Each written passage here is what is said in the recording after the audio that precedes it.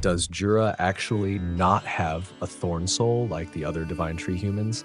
Or even if it's true that Jura really doesn't have one, does that mean he's a villain who can't truly be defeated? In other words, if the Thorn Soul isn't inside his body, then there's no way to destroy him. So yeah, in this video, we'll discuss a theory that I think is really interesting and maybe even a bit crazy to break down. But honestly, if I jump straight to the main point, it might sound unfair and hard to understand for some Boruto fans who are new to the series, right? So to put it simply, the Thorn Soul, known as Togadama in Japanese, is the core and most vital component of the Shinju entity, or the Divine Tree in this series. And of course, the concept of the Thorn Soul or Togadama is actually quite familiar in several anime series, especially for villains with regenerative abilities or who are nearly impossible to defeat. They always utilize this concept. But regardless of its form or other details, ultimately that object determines the fate of the entity. And at this point, Jura, as a Shinju, a Divine Tree human, and also as the incarnation of the Ten Tails, holds a rather complex mystery regarding whether he actually possesses a Thorn Soul within his body or not. Because, once again, he does not originate from a human body trapped within the Shinju tree like the other shinobi. Because if a human is trapped in a Shinju tree, their chakra will be sucked into the roots of the Shinju tree and produce an object like the one you see here. And up until this latest chapter, we have never actually seen or received clear evidence that Jura possesses a Thorn Soul like other Shinju. What makes this situation even stranger is the fact that Jura isn't the result of a normal human being absorbed by the Shinju tree. He isn't a copy of a specific shinobi. He isn't a reflection of a human identity like Hidari, who still carries Sasuke's aura, or Matsuri, who is still emotionally connected to Mogi. Think about it carefully. All other Shinju can die because they have a core that can be destroyed. But if Jura doesn't have a Thorn Soul, then technically he has no major weakness. There is no core.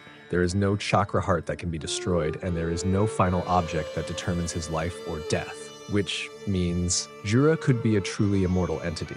And in my opinion, this could also explain why Jura's way of thinking feels so different from the other Shinju. He's much calmer, more philosophical, even more self-aware.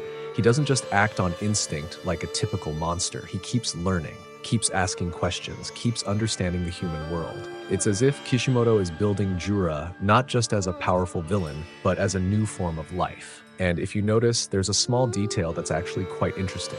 So far, Jura has almost never shown any fear of death. Even when the situation becomes dangerous, his expression remains calm, as if he himself knows that he's different from other Shinju. Yeah, I don't know. Maybe this is just my perspective, or maybe all entities like them are the same. And in my opinion, ever since chapter 12, especially when Jura took Hidari's Thorn Soul Bulb, he has actually understood the concept of Thorn Souls from the very beginning. But he never mentioned it because he doesn't possess it himself. Yet he views it as an essential part of Sasuke himself. So if Jura doesn't have a physical core like Togadama, then what exactly is it, or how do you defeat him? And honestly, this might still be related to my theory from a few months ago about that black cube. I won't ask you to watch it, but at least the key points about where that black cube is, what its function is, and what secrets lie behind it. I mean, how can a black cube object become like a portal, or even the origin of the Divine Tree Man's creation? Yeah, you know what I mean, right? Because if we look again at Hidari's rebirth or Ryu's creation, it all started when Togadama was placed on top of that black cube. And after that, a Shinju entity was born. So at this point, what if the mystery behind it all is that the black cube is actually the Togadama for Jura himself? In other words, if some Divine Tree humans have a core like a Togadama, but for Jura, it's the black cube itself. Well, if that theory is correct, then the situation becomes much more interesting. Because that means all this time we might have been wrong to assume the black cube was merely a tool or medium for the birth of the Shinju. In reality, the black cube's role could be far more significant than we imagined. Just think about it carefully. Every other Shinju has a small Togadama that can be carried anywhere because it's located within the Divine Tree's body itself. But unfortunately, Jura is different. Jura is the direct incarnation of the Jubi itself. He isn't a byproduct of the Divine Tree's process. he is the source of it all. So doesn't it make sense that his core is also on a different scale? In other words, maybe we've been looking for Jura's Thorn Soul in the wrong place all this time. We assume that if Jura has a Togadama, then its form must be the same as Hidari's, Matsuri's, or Ryu's. But who says it has to be that way? If Jura is indeed the first and most perfect entity among the Shinju, then it's possible that his Thorn Soul has a completely different form. And if that black cube truly serves as the birthplace of the Shinju, then perhaps it's not merely a tool of creation. Perhaps it is the heart of the entire system. And if that's the case, then all the events that have occurred so far make much more sense. Because up until now, Kishimoto has deliberately shown that black cube time and again. Yet strangely, the explanation regarding that object remains extremely sparse and hasn't even been explained at all, right? We know that object is important, we know it's connected to the birth of the Shinju, but we don't know what its actual primary function is beyond what we've already seen and know.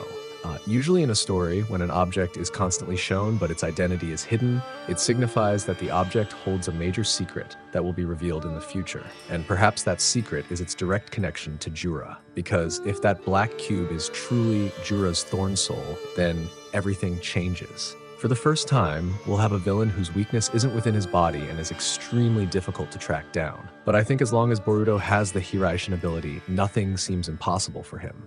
Because after all, whether it makes sense or not, in terms of imagination and such, this concept might sound terrifying.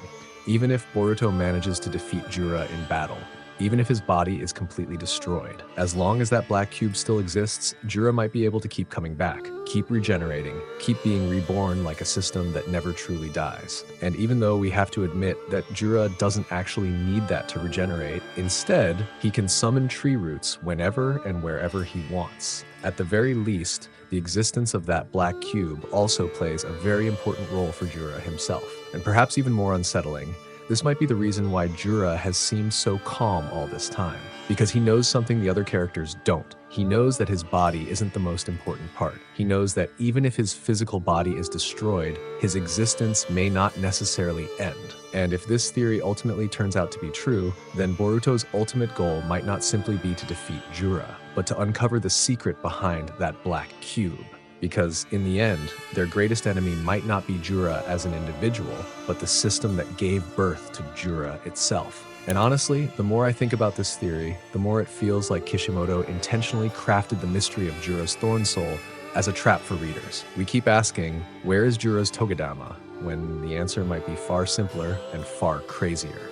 What if the object we've always assumed to be the tool for creating Shinju is actually the very core of Jura's life itself? But so far, what do you guys think? Yeah, I'd love to hear your thoughts. If you enjoyed this video, help me get 100 likes or 1K hype points.